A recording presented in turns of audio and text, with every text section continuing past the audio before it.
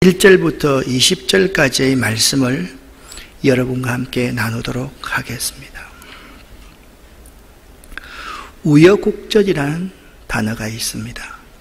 여러 가지로 뒤얽힌 복잡한 사정이나 변화를 말합니다. 사도 바울이 로마까지 호송되기까지는 숱한 우여곡절이 있었습니다. 온갖 우여곡절에도 불구하고 사도 바울은 그 비전에 올라타고 로마로 향합니다. 사도행전 1장 8절에 예루살렘과 온 유대와 사마리아와 땅끝까지 내 증인이 되라는 주님의 명령을 사도 바울은 잘 수행했습니다. 3차 전도 여행 중 바울은 땅끝까지 복음을 전하는 비전을 붙들었습니다. 사도행전 19장 21절에 바울 자신이 예루살렘으로 고난을 당할지도 죽을지도 모른 그 예루살렘으로 가기로 작정하여 거기에 갔다가 후에 로마도 보아야 하리라는 꿈을 꿉니다. 바울의 체포와 공판은요 26장으로 끝나고 이제 로마로 바울이 호송당하는 이야기가 27장과 28장에 이어집니다. 27장 오늘 본문은 지중해상에서의 표류 이야기이고요. 28장은 로마 도착과 그곳에서 진행된 복음 전도 이야기를 끝으로 사도행전의 장정이 대단원의 막을 내립니다. 오늘 1장부터 8장까지는 가이사라에서 미항이라는 항구까지 바울과 그 일행을 호송하는 장면이 나옵니다. 여러분 성경을 읽으면서요, 이 가이사라라는 이 지명에 대해서 여러분이 잘 알아야만 합니다. 이곳은 팔레스타인의 가이사라로 불렸지만 한때는 스트라토의 탑이라는 조그마한 마을이었습니다. 이곳을 재건한 사람은 헤롯 대왕이었는데 이 헤롯 대왕이 아우구스투스 황제를 기념하기 위해서 가이사라로 이름을 불렀습니다. 여기에는 주로 이방 사람, 즉 헬라 사람들이 살았으며 이곳은 헤롯 대왕과 헤롯 아그리파 1세의 통치 때에 유대의 수도였으며 로마 권력의 핵심부였습니다. 그러니까 헤롯 아그리파 1세 헤롯 대왕이 어디에 있었느냐? 가이사라에 있었기 때문에 바울의 재판도 자연스럽게 가이사라에서 열렸고 바울이 지금 2년 동안 가이사라의 감옥에 수감되어 있는 것입니다. 27장 1절부터 8절까지를 제가 한번 읽어보겠습니다. 우리가 배를 타고 이탈리아에 가기로 작정되매 바울과 다른 제수 몇 사람을 아우스도대의 백부장 율리오라는 사람에게 맡기니 아시아 해변 각처로 가려 하는 아드라모테노 배에 올라 항해할세. 마게도냐의 데살로니가 사람 아리스다고도 함께 하니라. 이튿날 시돈에 되니 율리오가 바울을 친절히 대하여 친구들에게 가서 대접받기를 허락하더니 또 거기서 우리가 떠나가다가 맞바람을 피하여 구브로 해안을 의지하고 항해하여 길리기아와 밤빌리아 바다를 건너 루기아의 무라시에 이르러 거기서 백부장이 이탈리아로 가려 하는 알렉산드리아 배를 만나 우리를 오르게 하니 배가 더디가 여러 날 만에 간신히 니도 맞은편에 이르러 풍세가 더 허락하지 아니하므로 살몬의 앞을 지나 그레데 해안을 바람막이로 항해하여 간신히 그 연안을 지나 미항이라는 곳에 이르니 라세아시에서 가깝더라. 사도행전을 읽으면서요, 여러분 여기 우리라는 표현을 주의 깊게 봐야만 합니다. 1절에 우리가 배를 타고 라고 말합니다. 여기서 우리는 복음 전도자 바울 일행을 말합니다. 사도행전에서 우리라는 표현을 사용하는 본문이 4군데나 있는데 16장 10절부터 17절, 20장 5절부터 15절, 21장 1절부터 8절 이 3번의 우리라는 표현을 사용하고 있습니다. 오늘 27장 1절의 말씀 본문의 우리는 이 앞에 쓰였던 세 번째 이어서 그로부터 2년 만에 처음 나오는 우리라는 표현입니다. 이는 가이사랴에서의 2년간은 바울이 구금되어 있는 상태였고, 또한 기록의 초점도 바울의 선교 사역에 집중되었으므로 우리라는 표현을 비어있는 2년간은 쓸 필요가 없었기 때문에 21장에서 우리를 사용하고 27장에서 비로소 2년 만에 우리라는 단어를 사용하고 있다라는 점입니다. 로마로 호송되는 배에 바울이 타고 있었습니다. 그리고 마게도니아의 데살로니가 사람 아리스타고가 그 배에 타고 있었다. 여러분 골로새서를 강의하면서 들었지 않습니까? 아리스타고라는 사람이 데살로니가에서 바울을 만나서 예수를 믿게 되고, 믿게 된 그 순간부터 아리스타고는요, 바울 곁을 거의 한 번도 떠난 적이 없었습니다.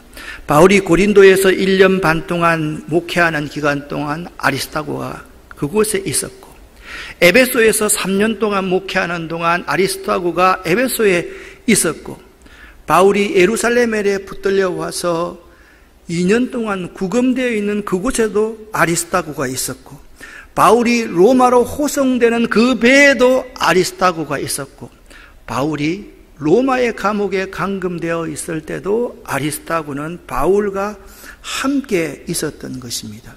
그리고 그 우리 가운데 한 사람이 누구냐 하면 사도행전의 저자 누가였습니다. 이는 총독의 허락하에 이 두 사람 아리스타고와 누가가 바울의 시중을 들었던 것입니다. 이 호송의 책임자가 백부장 율리오였습니다. 이 백부장 율리오가 바울을 친절히 대하여 친구들에게 가서 대접을 받기로 허락했는데, 백부장 율리오는요 21장부터 26장까지 바울이 재판받는 과정 가운데 바울이 얼마나 어려운 사람인가에 대해서 잘 알고 있었던 사람이었습니다. 자, 여기 가이사랴에서 미안까지의 과정을 여러분에게 지도로서 한번 설명을 해 드리도록 하겠습니다. 여기가 예루살렘이고요, 여기가 가이사랴이고요, 여기가 다음 목적이 하루가 지나서 여기 시돈에, 두로와 시돈에 도착했습니다. 그리고 여기 구브로 섬, 구브로 해안을 지나서 여기가 길리기아와 밤빌리아 바다를 지나서 루기아의 무라성에 도착을 합니다. 그리고 로마로 가는 알렉산드리아 배의 성선에서 바울이 여기 미항이라는 곳에 지금 도착을 한 것이 1절부터 8절까지의 내용입니다. 이 항해가 얼마나 힘들고 어려웠는가는 7절과 8절을 보면 잘 알 수가 있습니다. 배가 더디 갔다라고 말씀하고 있습니다. 여러 날 만에 간신히 니도 맞은편에 이르렀다라고 말씀하고 있습니다. 간신히 니도 맞은편에 이르렀는데 8절에서도 간신히 그 연안을 지나 미항이라는 곳에 이르렀다라고 말씀하고 있습니다. 그리고 풍세가 더 허락하지 아니하므로 그레데 해안을 바람막이로 항해하여, 여기서 간신이라는 헬라어 몰리스는 수고와 고생을 뜻하는 몰로스에서 온 말로 많은 고생을 하면서 어렵게 항해하여 니도에 다다랐음을 말해줍니다. 풍세가 더 허락치 아니하므로, 그 시절에는 있잖아요, 돛을 달고 항해를 했지 않습니까? 풍세가 허락지 아니한다는 것은 로마로 가는 알렉산드리아 배의 항해가 불가능했다라는 것을 우리에게 보여주고 있는 것입니다. 이 불가능한 황해의 길에 바울이 자신의 의견을 이렇게 9절부터 12절에서 피력합니다. 9절은 설명을 하고 있습니다. 바울이 그들에게 충고했습니다. 왜 충고했는가 하면 시간을 많이 빼앗긴 데다가 이미 금식기간도 지나서 더 이상 태풍이 일어날 수 있는 바다이기 때문에 항해하는 것이 위험했으므로 바울이 그들에게 충고를 했습니다. 여러분, 계속해서 항해를 하다가는 큰 어려움을 겪게 될 것이라고 생각합니다. 배와 짐만 손실되는 것이 아니라 우리의 목숨까지도 잃게 될 것입니다 라고 충고했습니다. 그런데 11절에 접속사가 하나 나옵니다. 그러나 라는 역접 접속사입니다. 바울이 우리의 목숨까지도 잃게 될 것이기 때문에 계속해서 항해해서는 안 됩니다 라고 충고를 했는데, 백부장은 바울의 말을 듣기보다는 선장과 선조의 말을 더 믿었다라고 말씀하고 있습니다. 그리고 그 미항이라는 항구는 겨울을 보내기에는 적당치 못한 항구였기 때문에 사람들 대부분이 그곳을 떠나서 베닉스에 가서 겨울을 보내고 싶어 했습니다. 베닉스라는 곳은 바람을 잘 막아주는 곳이었기 때문에 그렇습니다. 이 항해에 대한 바울의 견해와 백부장의 결정은 큰 간극이 있었습니다. 바울은 그 항해의 위험을 예견하고 백부장에게 항해를 연기하도록 부탁합니다. 그러나 백부장은 항해를 전문으로 하는 선장과 경제적인 문제를 생각하는 선주의 말을 따랐습니다. 왜 선주가 이 배에 타고 있습니까? 이 시대만 하더라도 선부를 받는 것이 아니라 주로 화물선이었는데, 이 배는 알렉산드리아 호였는데 로마를 거쳐서 애굽까지 물건을 수송하는 그러한 배였기 때문에 물건을 하역하고 나면 돈을 받도록 선주가 그 배에 타고 있었던 것입니다. 11절 말씀을 쉬운 번역으로 읽어보면, 그러나 백부장은 바울의 말을 듣기보다는 선장과 선조의 말을 더 믿었습니다 라고 말씀하고 있습니다. 사도행전의 저자 누가는 사도행전의 독자들에게 이런 정언을 하고 싶었습니다. 사람들의 문제는요, 항상 이 점에서 여기서 발생을 합니다.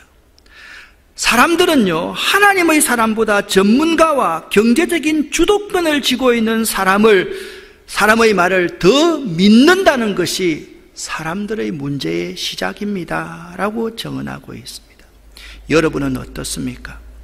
하나님의 사람의 말을 더 믿습니까? 여러분은 성경 말씀을 더 믿습니까? 아니면 이 세상의 전문가나 권력자나 경제적인 주도권을 쥐고 있는 사람의 말을 더 믿습니까? 이 문제는 결코 쉬운 문제는 아닙니다. 우리가 일상적일 때는 상식을 따라가는 게 맞습니다. 전문가의 말을 듣고요, 권력자의 말을 듣고 경제적으로 주도권이 있는 사람의 말을 듣는 것이 옳습니다. 그러나 우리가 명심해야 될 때는 지금은 위기 아닙니까? 위기의 때에는요, 이 세상을 다스리시고 주관하시는 하나님을 더 신뢰해야만 합니다. 사실 이것에 대한 분별이 쉽지 않습니다. 어떤 지도자는 아무리 그래도 무조건 하나님이 중요하다라고 주장하는 사람이 있습니다. 그리고 그 길을 따라오기를 바라는 지도자들이 있습니다. 또 한편의 지도자는 위기의 때에 이 세상을 다스리시고 주관하시는 하나님의 섭리에 대한 분별력을 소유한 사람입니다. 분별력 있는 지도자는 그 분별력 있게 그 백성들, 그 사람들을 이끌어가는 사람입니다. 그래서 우리들은 이 하나님의 말씀에 귀를 기울여야 되고 우리는 기도해야만 합니다.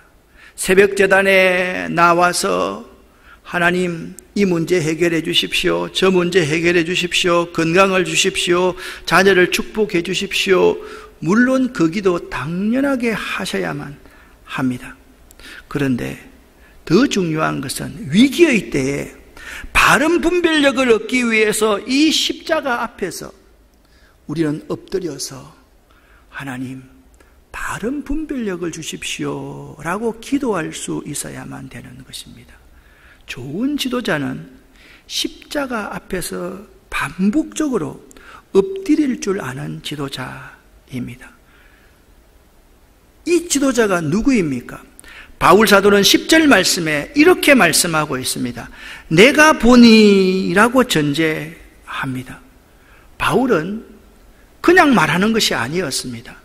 자신이 하나님이 주신 영적 분별력을 가지고 보니까 계속 항해할 경우에 당할 어려움을 미리 말하고 있는 것입니다.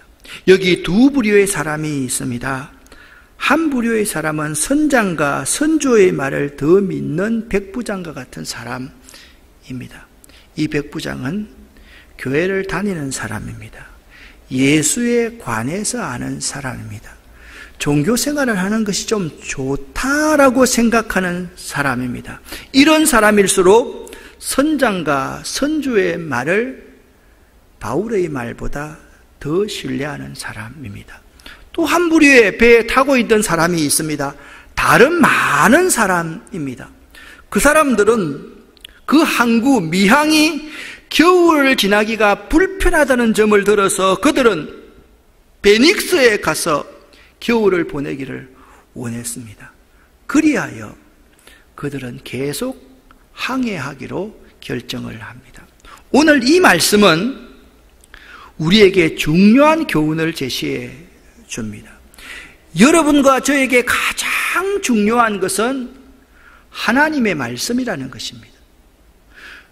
믿는 우리는 현재의 처지에 만족할 줄 알아야 된다라는 또 한 가지 점입니다. 지금 위기인데 사람들은 말합니다. 이곳 미항보다 베닉스가 겨울을 보내기가 더 좋다라는 거예요. 그래서 그들은 항해하지 말아야 될 그 항해를 계속해 나가고 있는 모습을 볼 수가 있습니다. 사랑하는 성도 여러분, 여러분은 어떻습니까? 여러분에게 가장 중요한 것이 하나님의 말씀입니까? 아니면 선장과 선주의 말입니까? 여러분, 위기인데도 더 편한 곳을 원하는 삶을 혹시나 살고 있지 않는지를 한번 되돌아볼 수 있기를 바랍니다. 이제 위기인데도 편한 삶을 추구하고 선장과 선조의 말을 하나님의 사람의 말보다 더 믿는 사람들의 항해가 어떤 위기를 봉착하게 되는지를 여러분과 제가 살펴보아야 할 때입니다. 13절부터 20절까지의 말씀입니다. 남풍이 순하게 불매 그들이 뜻을 이룬 줄 알고 닻을 감아 그레데 해변을 끼고 항해하더니 얼마 안 되어 섬 가운데로부터 유라굴로라는 광풍이 크게 일어나니 배가 밀려 바람을 맞추어 갈 수가 없어 가는 대로 두고 쫓겨가다가 가우다라는 작은 섬 아래로 지나 간신히 그루를 잡아 끌어올리고 줄을 가지고 선체를 둘러 감고 스르디스에 걸릴까 두려워하여 연장을 내리고 그냥 쫓겨가더니 우리가 풍랑으로 심히 애쓰다가 이튿날 사공들이 짐을 바다에 풀어버리고 사흘째 되는 날에 배의 기구를 그들의 손으로 내버리니라. 여러 날 동안 해도 별도 보이지 아니하고 큰 풍랑이 그대로 있음에 구원의 여망마저 없어졌더라. 하나님의 사람의 말을 듣지 않고 인간적인 판단에 의해서 항해한 그들은 드디어 죽음에 직면하는 어려움을 겪게 됩니다.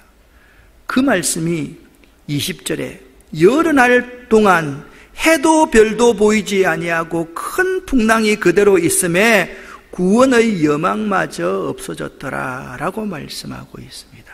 그런데 말입니다, 이런 항해의 출발은요 매우 좋습니다. 우리가 인간적으로 판단하고 시작하면 그 출발은 매우 좋은 것처럼 보일 때가 많이 있습니다. 오늘 본문에 보면 남풍이 순하게 불었던 것입니다. 그리하여 그들은 자기들의 생각이 옳다라고 여기면서 그 항해를 시작합니다. 여기까지 본문을 읽고 나니까 구약의 한 인물이 생각이 납니다. 누구입니까? 풍랑에 빠져있는 요나라는 사람입니다. 요주의 인물 요나라는 사람입니다. 요나서 1장 3절에 보면 그러나 요나가 여호와의 얼굴을 피하려고 일어나 다시스로 도망하려 하여 욥바로 내려갔더니, 이 문장이 매우 중요합니다. 마침 다시스로 가는 배를 만난지라. 요나가 하나님 말씀을 거역하여서 다시스로 도망하여 해서 욥바항으로 내려갔는데 마침 다시스로 가는 배를 만난지라. 그러면 그렇지, 내 판단이 옳지, 내 결정이 옳지, 그렇게 요나가 생각한 그 생각이 똑같이 지금 바울이 타고 가는 이 배에 있었습니다. 13절을 쉬운 번역으로 읽어보면 이렇습니다. 마침 남쪽에서 순풍이 불기 시작하자 사람들은 자기들의 계획대로 되리라고 생각했습니다. 그래서 그들은 닻을 올리고 그레타 섬 해안을 따라 항해하기 시작했습니다. 이 항해가 잘 될까요? 잘 되지 않을까요? 우리 인간들은요, 항상 요나처럼 이 배에 타고 있는 사람들처럼 이렇게 어리석은 존재입니다. 여러분은 어떻습니까? 그리고 이 설교를 하고 있는 저는 어떻습니까? 사랑하는 여러분, 오늘 말씀을 보십시오. 14절 말씀을 보니까 이렇게 말합니다. 그러나 얼마 못 돼요. 인간의 판단을 믿고 나아가는 그 항해는요, 기간이 짧습니다. 얼마 못 되어서 문제를 만나게 됩니다. 유라굴로라는 강풍이 들이닥쳤습니다. 이 바람은 지중해에 가끔 들이닥치는 광풍으로서 허리케인급 바람입니다. 자, 자기의 뜻대로 순풍이 불자 오라 하고 항해하니까 그 항해가 얼마 못 되어서 유라굴로라는 강풍을 만났다라고 말씀하고 있습니다. 유라굴로만 만난 것이 아닙니다. 또한 그들은 스르디스의 위험에 떨었습니다. 스르디스란 모래로 된 늪이라는 이름인데요, 지중해에는 두 곳의 스르디스가 있었습니다. 이 선원들에게 있어서 이 스르디스, 모래로 된 늪은 공포 그 자체였습니다. 왜냐하면 그곳에 배가 걸린다는 것은 곧 꼼짝없는 죽음을 의미하기 때문입니다. 자기 계획대로 항해를 시작했을 때 한쪽에는 유라굴로 강풍을 만나게 되었고 한쪽에는 스르디스에 걸릴까 두려워하는 공포의 순간을 맞이하게 되었다는 것입니다. 그리하여 돛을 내린 채 그 배는 이제 바람 부는 대로 밀려다니게 되었다라고 성경은 말씀하고 있습니다. 바람 부는 대로 밀려다니게 되었다는 말은 무엇입니까? 지금부터는 선장 노릇을 할 수 없는 시점에 이르렀다라는 말입니다. 그렇게 하루가 지났습니다. 그 하루는 정말 치가 떨릴 만큼 공포스러운 하루였습니다. 그리고 두 번째 날이 되었습니다. 두 번째 날에 사공들은 짐을 바다에 다 버리지 않으면 살 수 없다는 판단을 하게 되었습니다. 짐을 내린다는 것은 그들의 모든 경제를 다 포기한다라는 의미입니다. 사람들은요, 이렇게 어리석습니다. 죽음의 공포가 자기에게 와야지, 절망의 순간이 다가와야지 자신의 짐을 바다에 버리고 나는 사람들인 것입니다. 조금만 더 일찍 순종하면, 조금만 더 일찍 말씀을 들으면 얼마나 좋을까요? 그런데 죄인인 사람들은 끝을 봐야지 그때서야 후회하고 자기의 가슴을 내리치는 것이 우리 죄인인 사람들인 것입니다. 어떻습니까, 성도 여러분? 여러분 그렇지 않습니까? 끝을 봐야지, 절망의 늪에 빠져봐야지, 유라굴로 강풍을 맞아봐야지, 스르디스에 빠져봐야지, 그때서야 짐을 내려놓는 인생이 여러분과 저의 인생이 아닐까라는 생각을 해봅니다. 저도 이 말씀을 준비하면서 수없이 어리석은 유형 가운데 한 사람이 저였다라는 고백을 하지 않을 수가 없습니다. 그리고 그렇게 둘째 날이 흘렀습니다. 세 번째 날에는 더 큰 문제가 생겼습니다. 배에 있는 모든 기구들을, 배에 있는 모든 장비들을 다 버리지 않으면 살 수 없을 지경에 이르게 되었던 것입니다. 오늘 사도행전 27장 20절 말씀을 쉬운 번역으로 여러분과 제가 함께 읽어보겠습니다. 우리는 며칠째 해도 보지 못했고 별도 보지 못했습니다. 바람은 계속해서 거세게 불어왔습니다. 결국 우리는 살아남을 수 있다는 희망을 모두 포기하고 말았습니다. 결국 우리는 살아남을 수 있는 희망이 일이라도 있다는 말입니까? 아니에요. 제로라는 말입니다. 꼼짝없이 다 죽게 생겼습니다. 그런데 있잖아요, 바로 이때부터가 하나님이 일하실 때라는 거예요. 우리에게 희망이 전혀 없어질 그때에, 이때부터 하나님께서 일을 하실 때인 것입니다. 그래서요, 그 배에 있는 모든 사람들은 이제 누구의 견해가 옳았던가를 모두 알게 되었던 것입니다. 할렐루야. 바울이 말했습니다. 내가 보기에는, 내가 영적인 분별력으로 보기에는 이 항해는 멈춰야만 합니다. 안 됩니다. 태풍 옵니다. 다 죽습니다. 라고 말했을 때 사람들은 네가 뭐 그거 안다고 말이야? 네가 전문가냐? 네가 입에 책임질 거냐? 라고 그렇게 말했는데, 그 희망이 모두 사라지고 나니까 사람들은 이제 누구의 말이 옳았던가를 모두 알게 되었다라는 말입니다. 비록 바울은 세상의 지식에는 미련한 자 같았지만 그는 모든 것을 알고 있는 사람이었던 것입니다.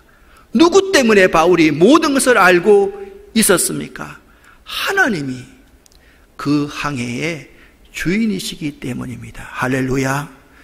하나님이 이 항해의 주인이라는 사실을 바울은 확실히 알고 있었습니다. 내가 예루살렘에 올라가서 어떤 일을 당할지 모르지만 후에 로마도 보아야 하리라. 바울은 이 비전을 타고서 지금 이 배에 알렉산드리아 호에 올라타 있는 것입니다. 사람들이 아무리 세상 일에 능숙하다 할지라도 하나님 앞에서는 이 세상의 일이 아무것도 아님을 알아야 할 것입니다. 여러분과 제가 고린도전서 1장 25절 말씀을 함께 읽어보겠습니다. 하나님의 미련한 것이 사람보다 지혜 있고 하나님의 약한 것이 사람보다 강하니라. 아멘. 한 번 더. 하나님의 미련한 것이 사람보다 지혜 있고 하나님의 약한 것이 사람보다 강하니라. 믿으십니까? 믿으십니까? 진심으로 이 말씀을 믿습니까? 그렇다고 하면 이제부터 여러분과 제가 이 사실을 고백하고 살아야만 합니다. 이제부터 나는 하나님의 미련한 것이 사람보다 지혜 있음을 믿습니다. 이제부터 나는 하나님의 약한 것이 사람보다 강함을 믿고 살겠습니다. 그 고백을 여러분과 제가 할 수 있어야만 될 것입니다. 우리가 이 세상을 살아가려고 하면, 살아가노라면 인생의 유라굴로 강풍을 만날 때가 있습니다. 또 인생의 쓰러디스를 만날 때가 있습니다. 지금 우리는 유라굴로 강풍을 맞아서 두려워서 공포에 빠져 있는 그러한 상황입니다.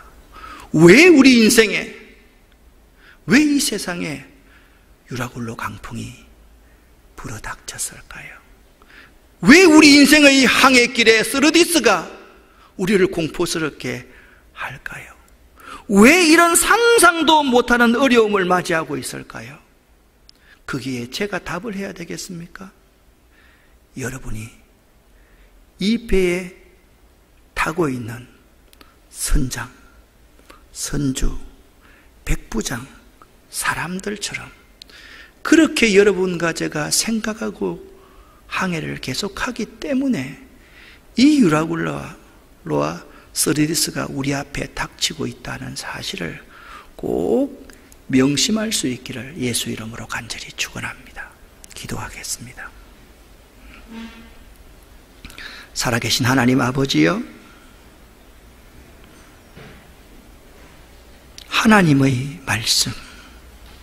하나님의 말씀을 분별할 수 있는 영적 분별력을 저희에게 허락하여 주시옵소서.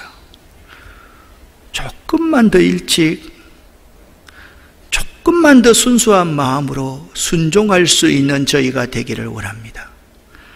하나님 도와주시옵소서. 예수 그리스도 이름으로 축복하옵고 간절히 기도 올립니다. 아멘. 오늘